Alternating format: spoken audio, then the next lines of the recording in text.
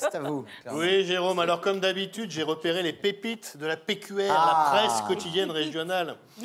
Et vu que la dernière émission remonte à juin dernier, il y en a eu un paquet. Et justement, en parlant de paquets, première brève trouvée dans le journal du Centre. 5 € la bifle, la blague des pompiers de Nevers passe mal au bal du 14 juillet. La bifle. Oui, cet été à Nevers, pendant le bal des pompiers, on pouvait donc se prendre une bifle de pompiers pour 5 €. Et bon, en 2025, avec toutes les affaires de MeToo qu'il y a eu, je comprends que ça puisse créer la polémique. 5 € la bifle, c'est un peu cher. Moi, les miennes, je les fais à 2 €. C'est le prix d'un café. D'ailleurs, je vous retrouverai comme d'habitude après l'émission. Préparez vos pièces. Alors, il y en a un autre qui apparemment n'a pas bien compris les enseignements de MeToo et Balance ton porc.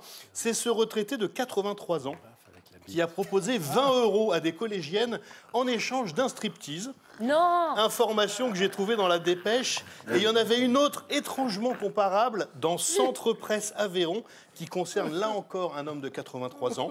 J'adore embrasser les fesses des femmes. À 83 ans, il est de nouveau rattrapé par la justice pour agression dans les rues de Rodez. Donc là, on se dit qu'avec un pompier bifleur, un papy qui propose des striptease à des ados et un embrasseur de fesses, on a notre quota d'obsédés. Mais pas du tout.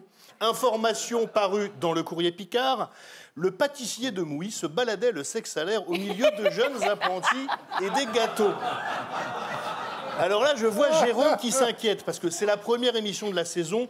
Il voulait l'accès politique, actualité, nouveau gouvernement, motion de censure. Et je lui sors un pâtissier qui se travaille la bite à l'air au-dessus des tartes aux fraises. Ah, moi, je comprends. Et malheureusement, Jérôme, c'est pas terminé. Information parue dans Sud-Ouest. Au bout du rouleau, il se masturbe dans le train. Alors... Mais pourquoi au bout du rouleau? Je sais pas au bout de quel rouleau il était, mais j'espère que c'était pas le rouleau de Sopalin, parce que sinon, je plains ceux qui ont récupéré son siège après. Bref, une petite dernière pour la route. Il enferme une mamie de 97 ans et lui vole des culottes. Le cambrioleur pervers arrêté par la police de Bordeaux. Voilà, Jérôme, je vais m'arrêter là-dessus. Je vous laisse le soin de trouver une... Le mec est en train de découvrir un monde. Bah, c'est la France, en fait. C'est la France, Jacques. C'est Ça, je vous laisse le soin de trouver une transition entre notre voleur de culottes et votre invité. lui, je le reconnais.